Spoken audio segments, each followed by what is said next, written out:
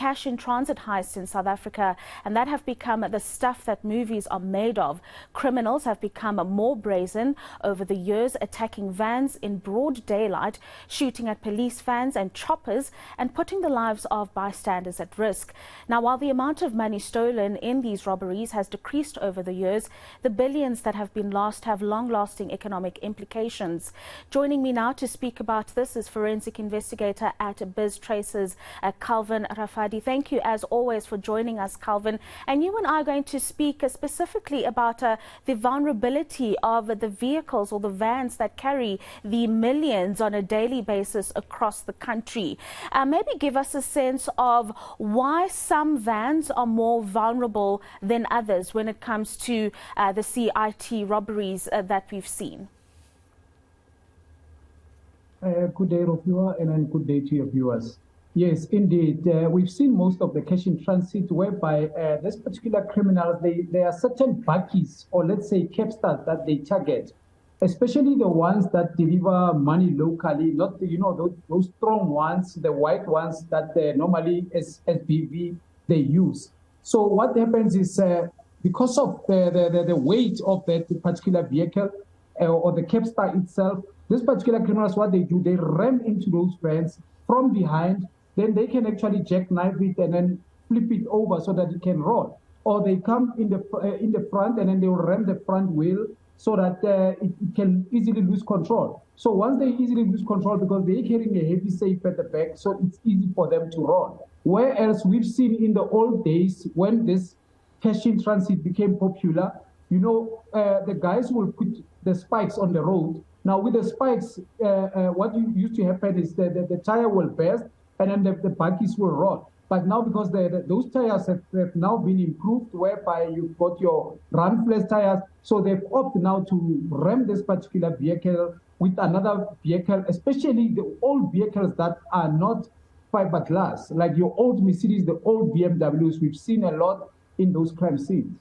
Yeah. Tell us a little bit about where these criminals would learn this from and improve the way in which they attack these vans over the years, because over the weekend we spoke to some other analysts to say that there's not necessarily organized syndicates that go for these heists, but people that are hired for a job, if you'll call it, and then they'll move on to the next one. So the training, if you will, that they are getting and where that comes from. Yeah, no, that's a good one, Rafadi. In the past, we had a lot of comrades that have went to exile. Now, this was actually basically a training that was from their military training, whereby should our country suffer economically, they will go and take the neighboring president or one of the diplomats. So that's why you've seen with our high-ranking political officials, they are escorted with so many vehicles so that their security is not compromised. Now, this was a training that was done in the exile way back then. But now it is very worrisome because it's a skill that is being transferred. So that's why in most of these criminal activities, you'll find ex-militant guys that are involved in those particular cash in transit. And like we always say, everybody has a role in that particular space of that particular crime, whereby you get the ones that will plug in the explosives. You get the one that will sit at the off-ramp waiting for the aftermath of everybody to jump in a particular car so that it's an off-ramp. Now, in that particular car, that's when you get the old guys that have transferred skills to these boys on how to combat this particular crime. Let's speak about now the technology and the security, Calvin, that these providers of these vans, is the private security companies that provide the vans for the transit of the cash that they do. What kind of security and technology should they be looking at, if they don't already have it, to better fortify their vehicles when they make these important trips? Yeah, look, they've come up with measures where now most of their vehicles, the money that is secured in those safes, they've got what you call a dying state. Now, because now these boys, the cash in transit came to a point where now they were decreasing, but now they are so bold now to ram these vans because now they've got a way of washing those stains from that money.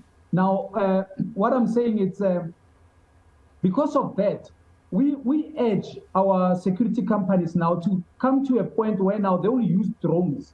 Because with the drones, because of, like you said when you started this, that some of these trigger-happy criminals, they shoot at the choppers, at the helicopters whenever they respond. But with a drone, you can actually fly it a bit higher up, and then still it can even zoom where these particular criminals, they will run at their hideout place. Because we always say, when they commit a crime, they don't run away from a longer distance, but in the neighboring area.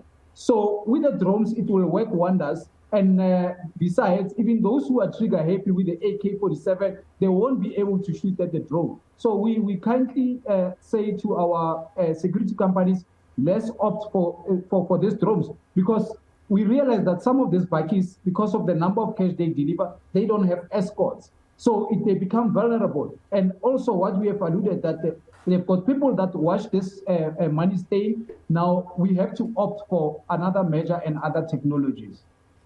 Very interesting insights as always, Calvin. Thank you very much for your time.